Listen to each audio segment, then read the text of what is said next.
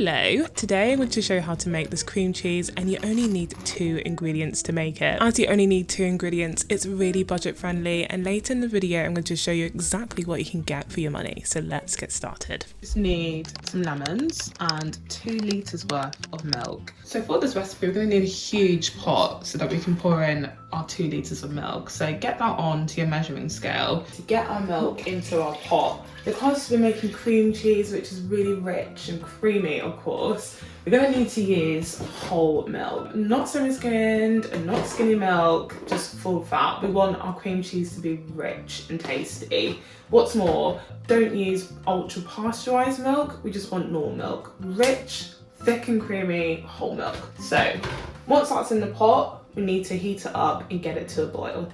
Oh, another thing which I don't think I properly explained earlier, you need to make sure that you use normal milk because you want it to curdle.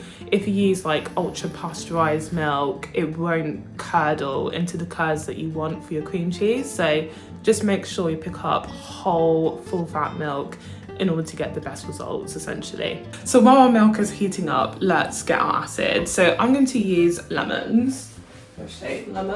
But if you want to and you want to make things even cheaper, you could use white vinegar instead. There's pros and cons between the two. Lemons, I read online, make it taste better, whereas white vinegar, of course, is cheaper. White vinegar doesn't make it taste as good as lemons. So if you want value for money, white vinegar. If you want it full taste, go with lemons. But lemons aren't that expensive anyway. Just gonna cut up our lemons. Hopefully I can get 6 to 7 tablespoons of lemon juice from these 2. It may seem a bit ambitious, but I'm hopeful. So I'm just gonna squeeze.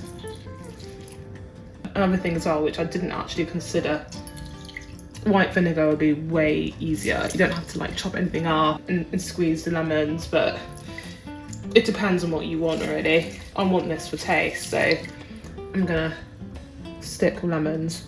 So we want to make sure that our milk is boiling, like proper piping hot, because if we don't and just dump in our acid, it won't curdle properly. It needs to get to a really high temperature for this to work. So get it on high and wait for it to like bubble up, which I'll show you in a sec. Proper boiling, it's just what we want. So we've got our acid here, and we're gonna add it in as it's really, really hot. So let's add in 1 tablespoon at a time, like this, and then just like, oh, let me burn myself, give it a nice stir, 1 tablespoon at a time. So should start to separating. I've also like reduced the heat to medium as I'm doing this, as I don't want to like burn the milk, and I can already see actually it started to curdle a little bit. See, look, it started to curdle, which is great. And the reason why we don't just add in all of the lemon juice in one go is for taste reasons, because if you just dump it all in, it could become overly sour. A good gauge to make sure that we've got enough acid is when it's just separated out completely. And you'll know, I'll show you when it's ready. Once it's separated out completely and it's like thick layers of curd on top, and the whey underneath will be like green. It's so quick, as you can see. It's happening right now. 1 more for luck. Look at that. Oh, it's so cool how quickly it's separated.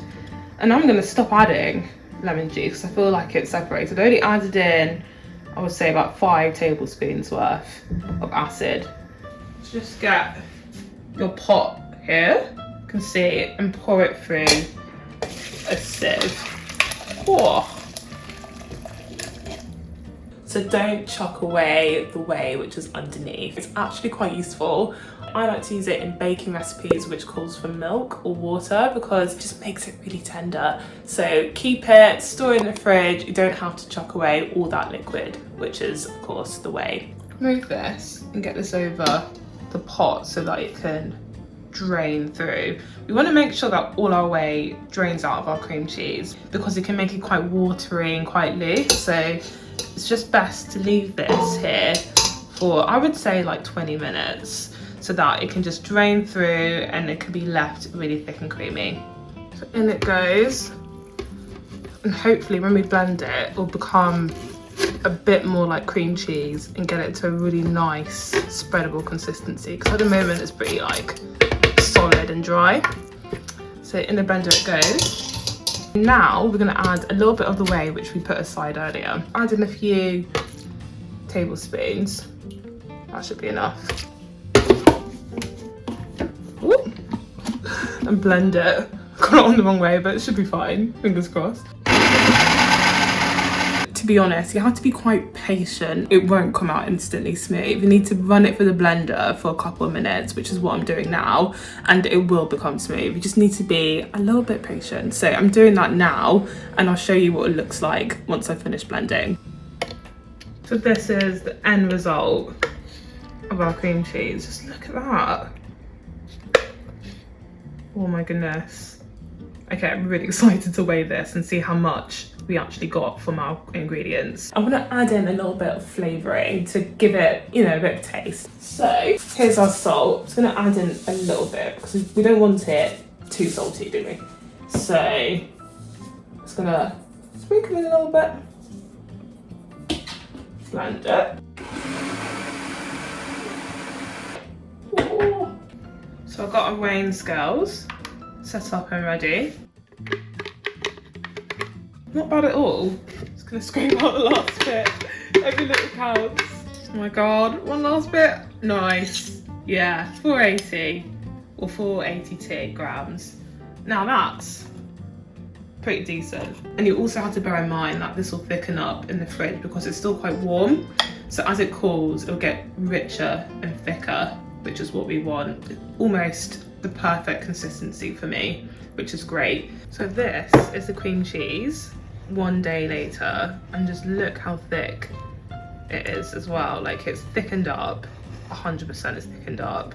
Oh my god, you can already see from my lips that I've been scoffing the cream cheese. This is my taste. That's really good as well. Or like some salmon or some like cold meats. That would just go so well. But this on its own in itself tastes really good. Again, in my opinion, I think this is better than store-bought, but you have to make it to find out. Mmm.